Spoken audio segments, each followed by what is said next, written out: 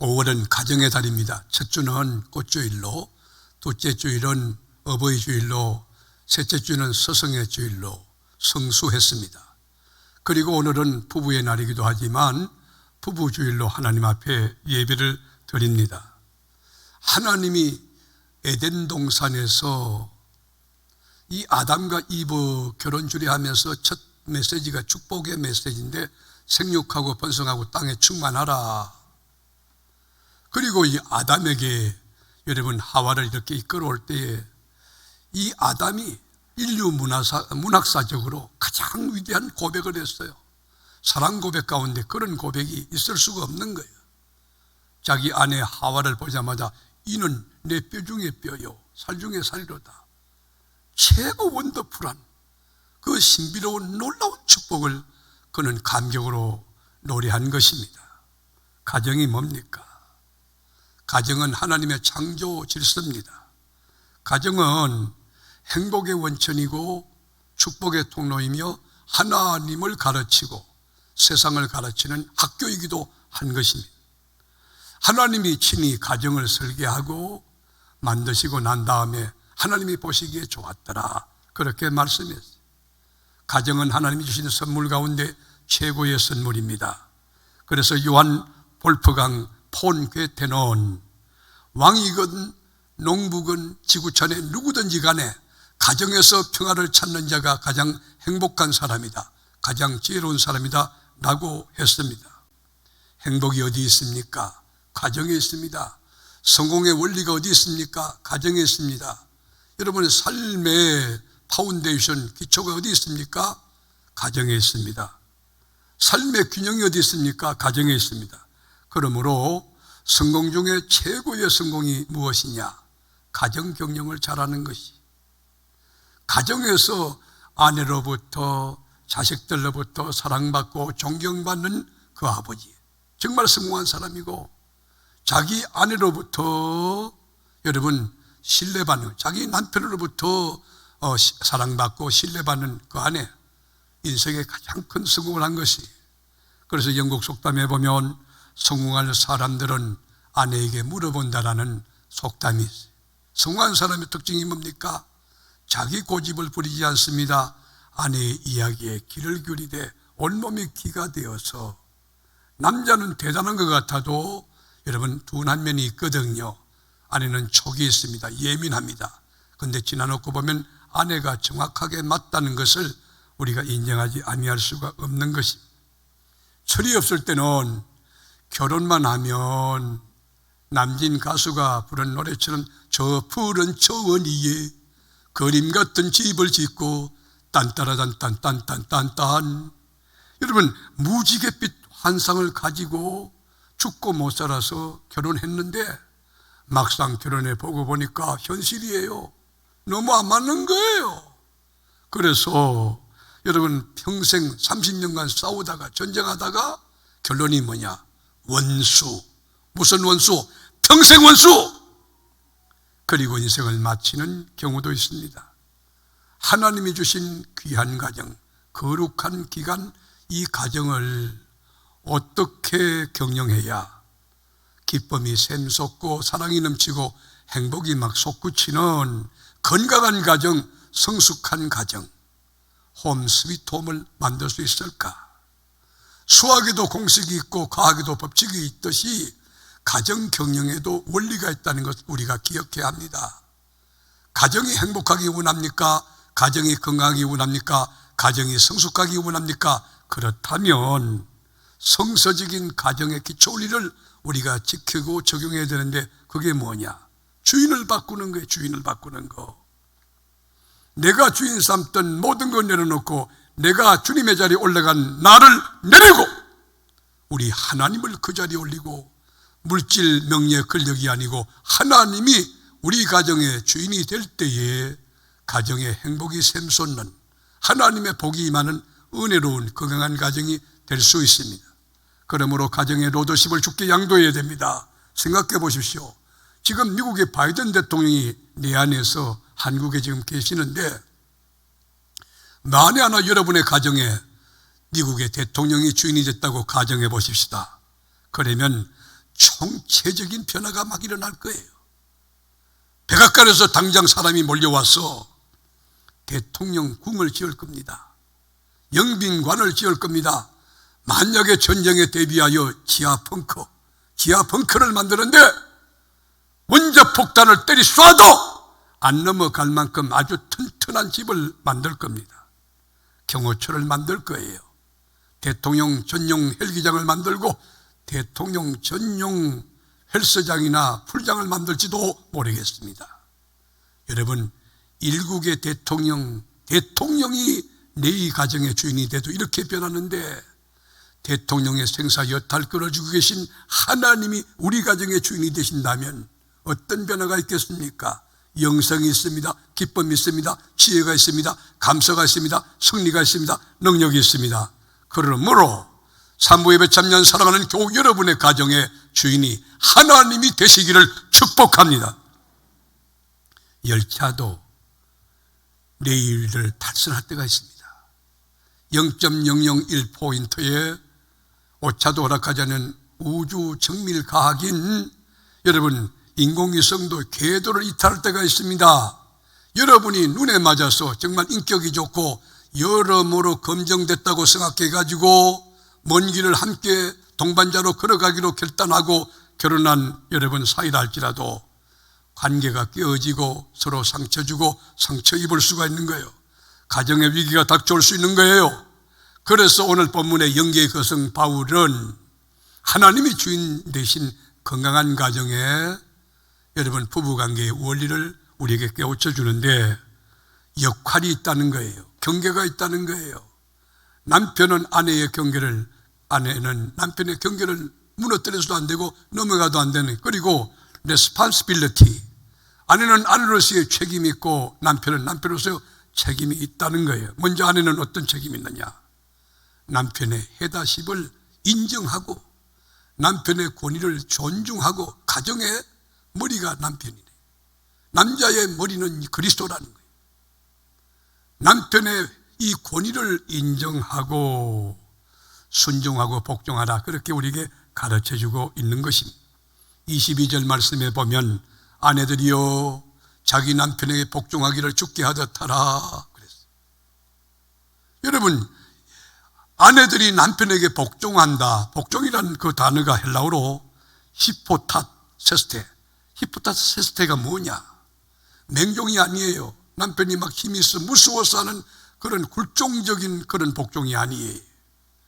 여기에 여러분 히포타세스테라고 하는 복종이라는 개념은 남편이 너무 고마워서, 남편이 너무 존경스러워서, 남편이 너무 사랑스러워서 여러분 복종하는 것을 말하는 것이에요.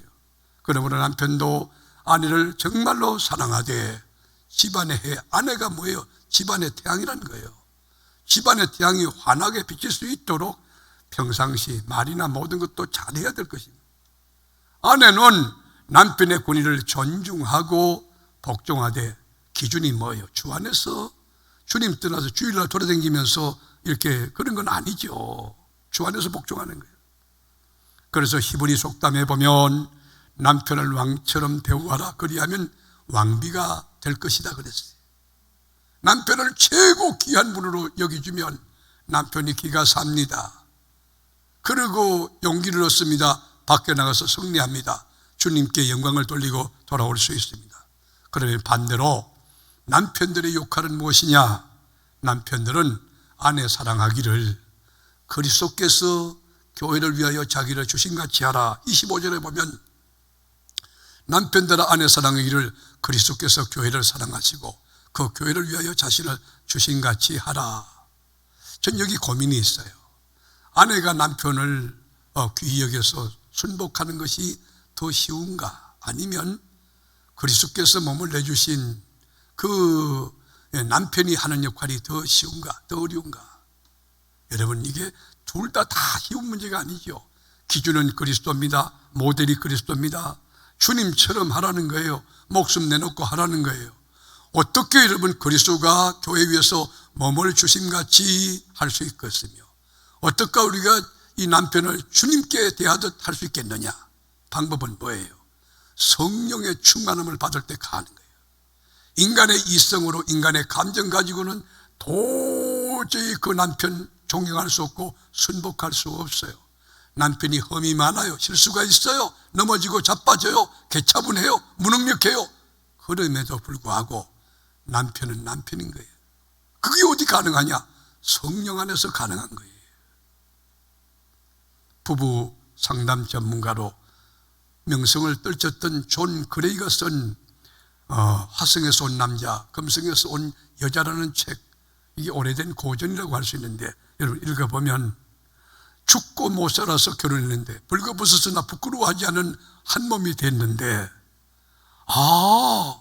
정서적으로 신체적으로 사회적으로 하나 됐을 때는 너무 기뻤는데 결혼해 보니까 갈등과 대립이 너무 심해 스트레스가 너무 쌓여 아내 소리만 들려도 막 기겁할 만큼 이게 신경이 막 쓰여지는 거예요.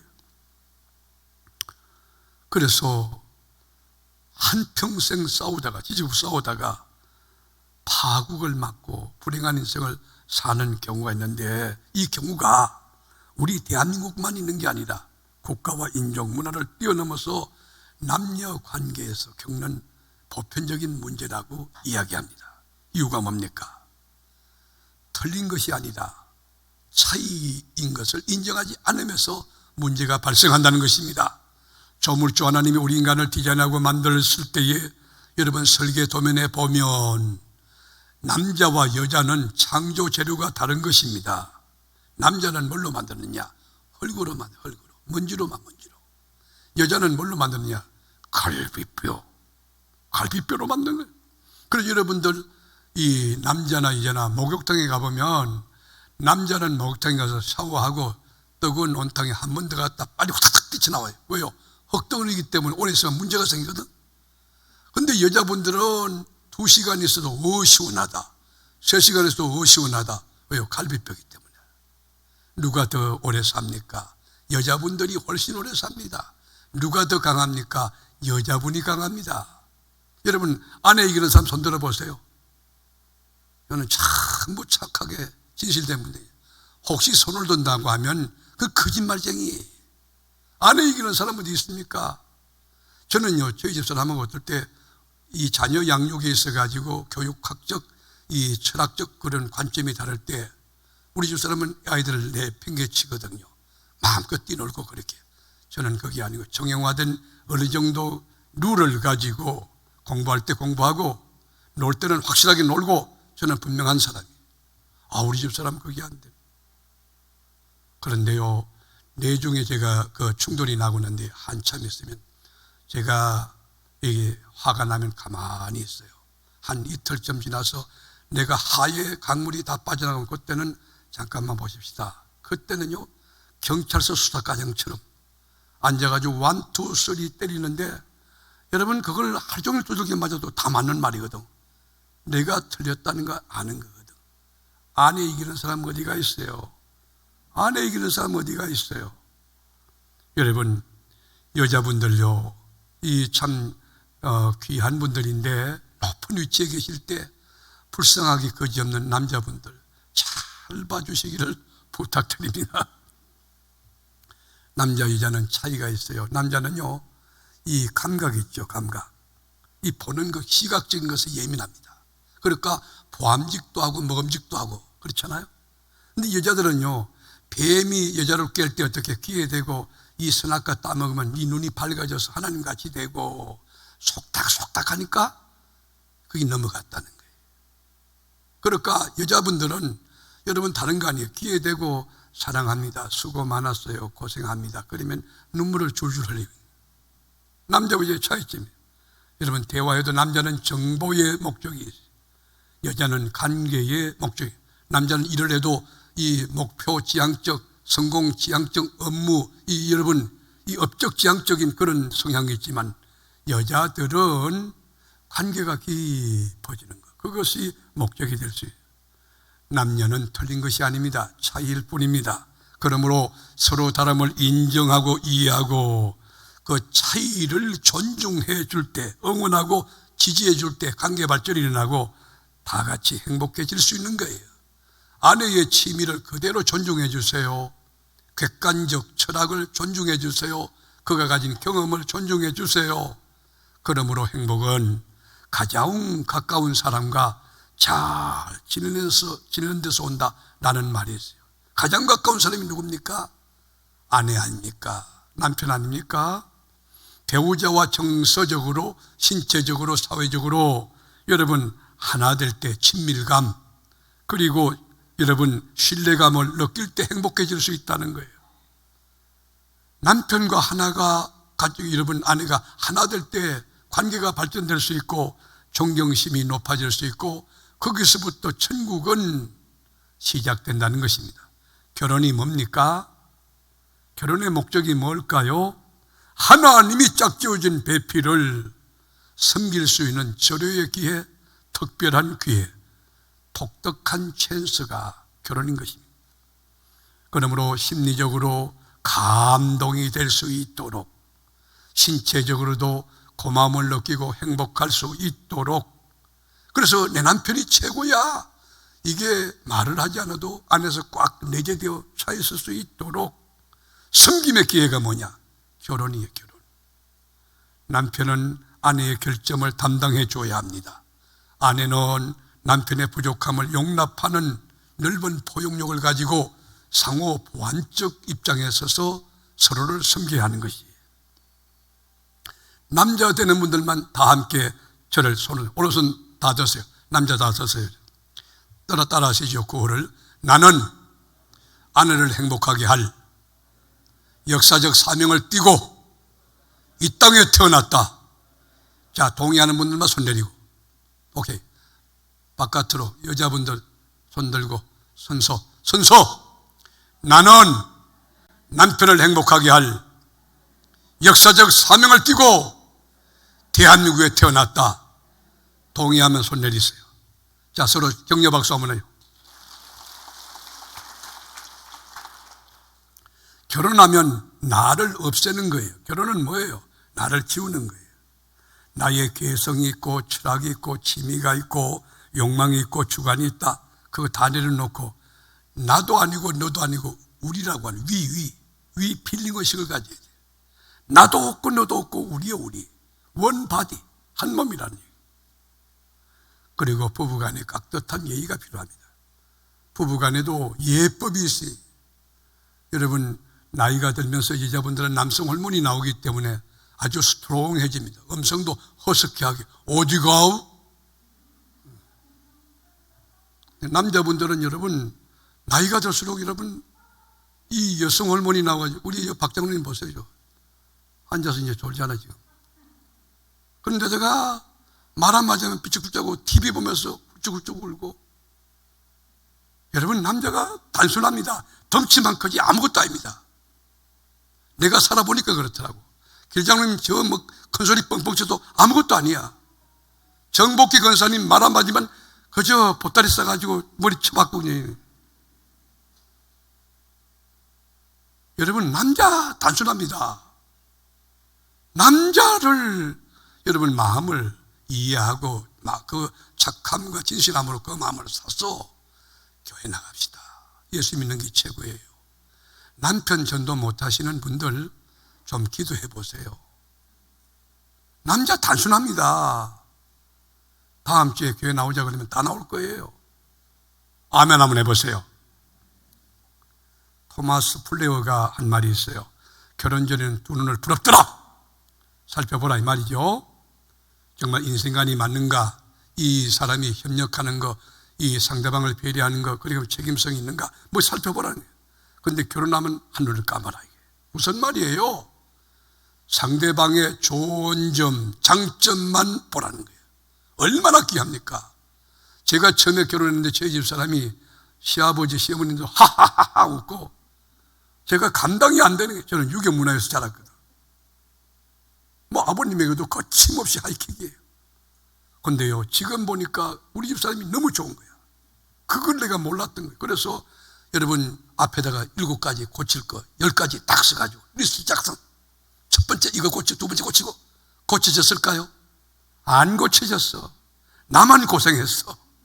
그 깨닫는데 60년이 훨씬 넘었어. 여러분 있는 그대로 개성을 존중하라고. 있는 그대로.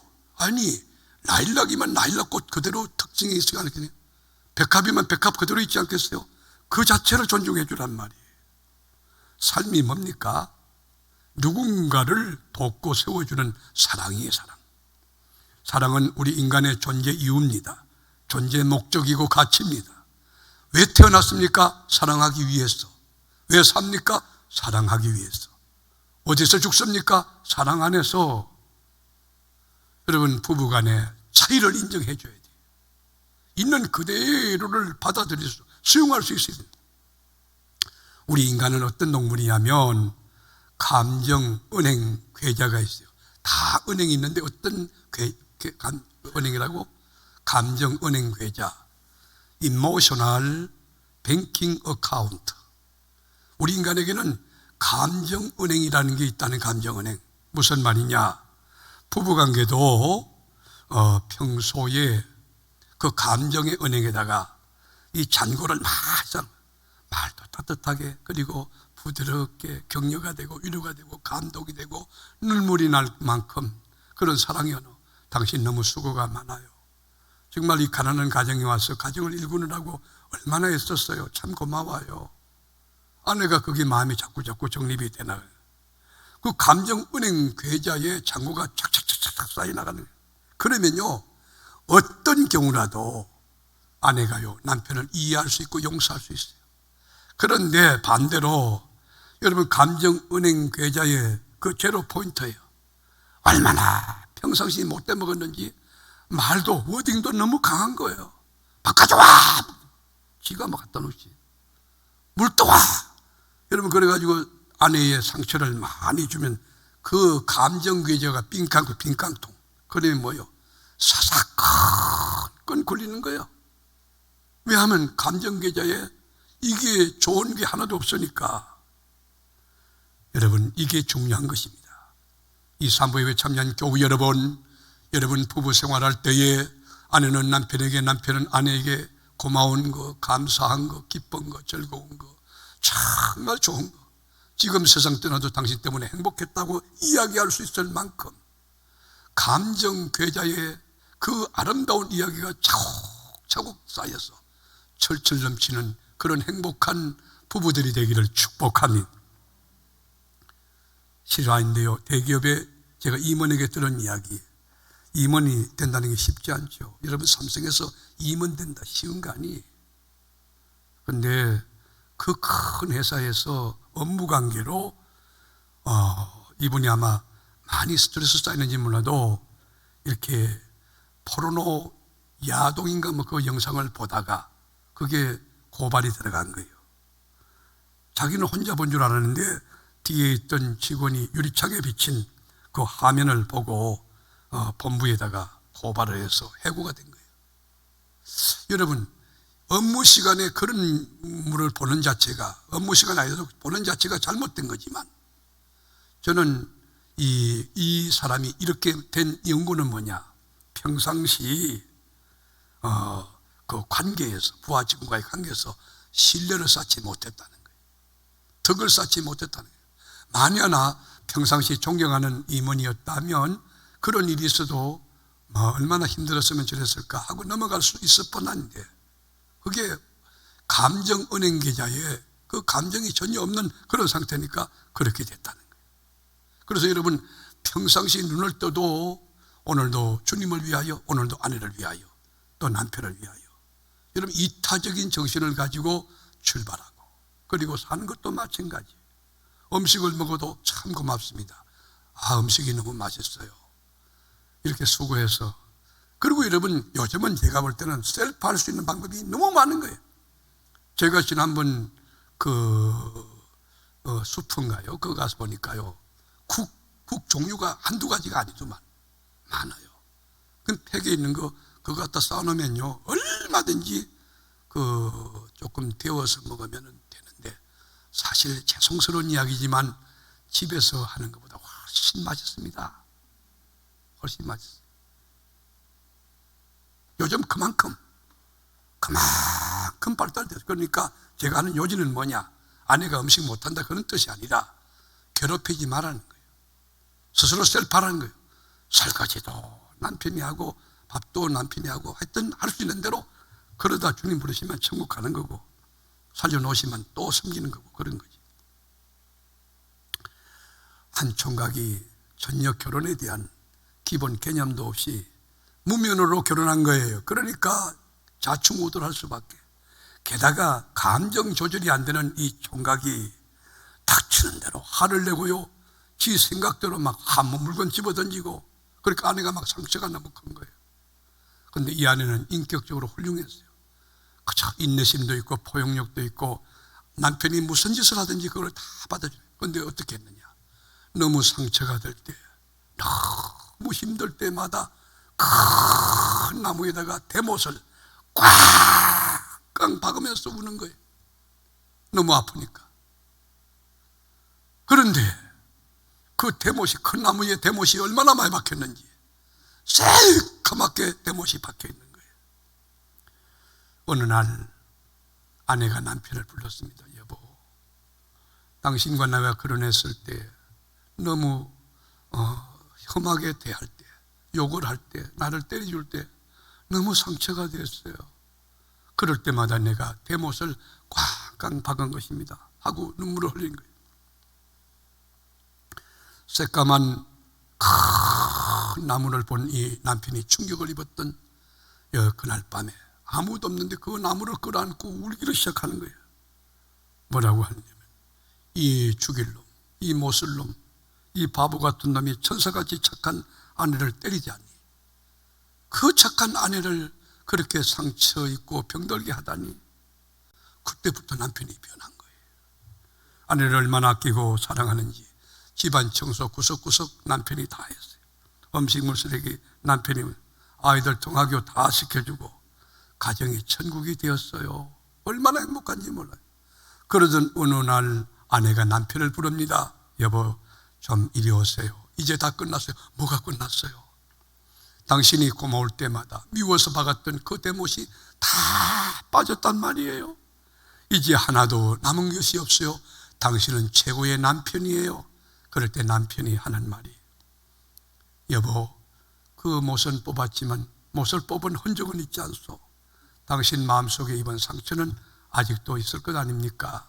사랑하는 교우 여러분, 여러분 인생을 사시면서 무심코 던진 말 한마디에 아내가 상처 있고 대못을 받고 있는 그 자리, 지금 잘하셔서 대못은 뽑았다 하지만 그 상처의 흔적은 없습니까? 반대로 남편에게 함부로 던진 워딩 자체가 너무 힘들어서, 당신 왜 이렇게 무능해요? 나 사람은 이렇게 벌어오는데 당신은 이거밖에 못 벌어와요 라고 했다고 하면 남편 안에 큰 상처의 대못이 있을 것입니다. 여러분, 보이는 상처나 보이지 않는 이 상처, 주님의 이름으로, 주님의 사랑으로 다 뽑아내고 치유되는 이 시간이 될 수 있기를 주님의 이름으로 축원합니다. 프랑스의 작가 알베르 까메가 우리 인간에게 충고한 메시지가 있어요. 인생을 눈물 나도록 살아라. 최선을 다해 살아라. 후회 없는 인생을 살아라. 인생 단 한 번뿐이다. 얼마나 귀한 충고입니까? 그런데 저는 이 알베르 까메가 던진 충고보다 더 실감나게 순간순간 치열하게 최선을 다해 눈물나게 산 사람의 이야기를 소개하려고 합니다. 이 사람은 영국의 여류 작가 살롯 키들러입니다. 살롯 키들러라고 하는 여류 작가는 오래 살지 않았습니다. 그가 남긴 유언장을 제가 소개하려고 하는데, 대장암 사기였어요. 여러분, 대장암이라는 게 굉장히 아픈다고 그래요. 고통스러운 사기. 40도 안 돼서 청청병력이었습니다. 그러나 포기하지 않았어요. 한 가닥 희망을 가지고 병원에 가서 수술했는데 배를 열고 보니까 간하고 그 폐하고 전부 이 암이 전이가 돼버린 거예요. 그래서 종양 제거 수술을 2번 받고 방사선 치료를 25회 하고 화학요법 치료를 39회 했어요. 굉장한 여러분 집념 아닙니까? 살고 싶은 의지가 넘치지 않습니까? 의학적으로 할 수 있는 것은 다 해봤어요. 민간요법도 해봤습니다.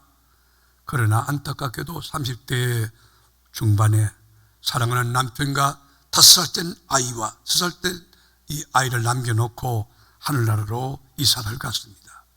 너무 슬프지 않습니까? 이 여인이 마지막 죽으면서 블로그에 남긴 글이 있었는데 이게 세상 사람들에게 큰 감동을 주고 심금을 울렸어요. 저도 이 여류 작가의 그 글을 읽으면서 얼마나 이 여인이 불쌍한지 가슴이 막 뭉클뭉클해가지고 내 생애를 떼어서 몇 년이라도 주고 싶은 그런 충동이 내 안에 일어났습니다. 이렇게 시작됩니다. 살고 싶은 날이 이렇게 많은데 조물주가 허락하지 않는군요. 내 아이들이 커가는 모습도 보고 싶고 남편에게 잔소리하는 못된 아내가 되고 싶은데 그러면서 늙고 싶은데 그런 시간을 안 주시네요. 지금까지 살아보니 그렇더군요. 매일 아침 아이들과 전쟁이었습니다. 아이를 깨우는 것이 힘들었습니다. 밥 먹으라, 세수하라, 책가방 싸라. 날마다 소리치고 전쟁 치르는 게 지금 가만히 생각해 보니 다 행복이었습니다. 살고 싶어서 또 살고 싶어서 의사들이 해보라는 온갖 종류의 치료는 다 받아보았는데 소용없었습니다.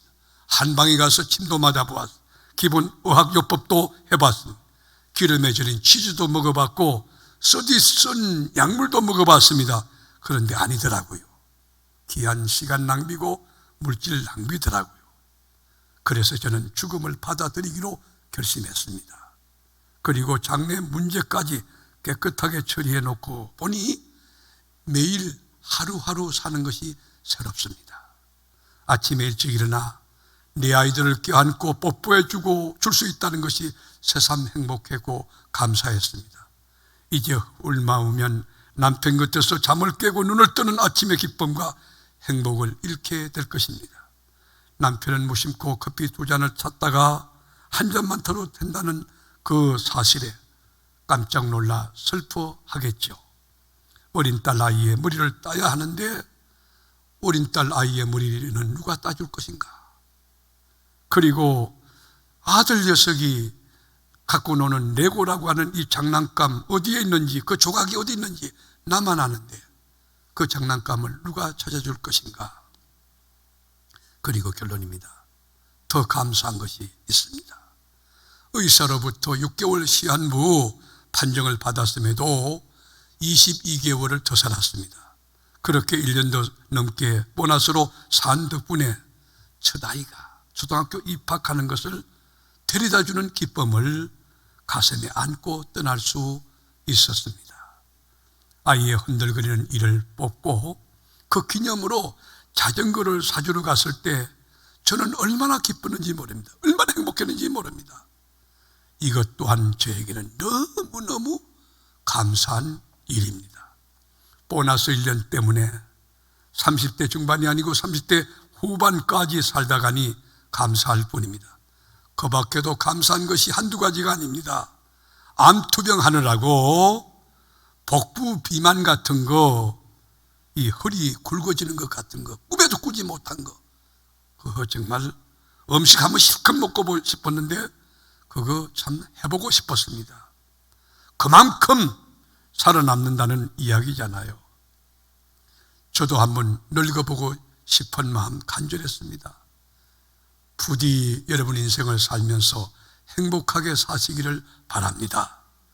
두 손으로 인생을 꼭 붙들고 살기를 바랍니다.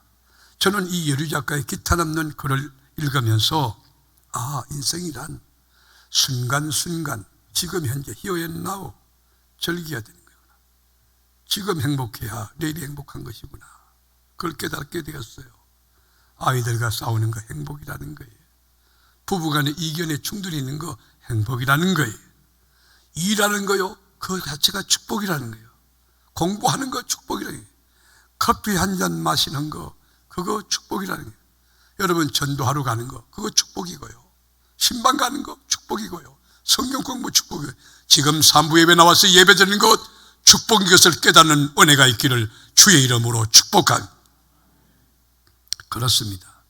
오늘이라고 하는 이 시간, 이미 세상을 떠난 분들에겐 죄송한 말씀이지만 그렇게 살기 원했던 오늘이었고 그토록 누리기 원했던 하루였고 일상이고 축복인 것입니다. 잘 사는 게 뭡니까? 현재 감사하고 기뻐하고 즐기는 것이에요. 지금 현재 만나고 있는 그 사람, 여러분 아내를 귀히 여기고 남편을 존중하고 사랑하는 거, 그거 잘 사는 것입니다.